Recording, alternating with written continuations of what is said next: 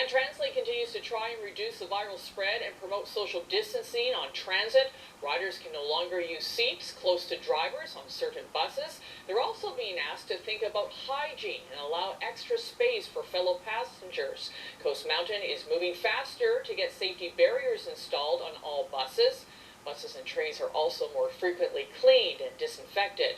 TransLink says it has seen ridership decline in recent days, so fewer passengers are using the system. And many are wondering about social distancing on BC Ferries and whether crews should limit the number of people allowed in the cafeteria.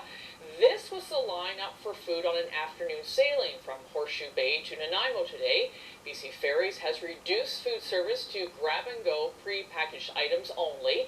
Because it's an essential transportation service, Ferries is not considered a gathering and does not fall under the large gathering ban. BC Ferries says its employees are following guidance from health officials and distancing themselves from others.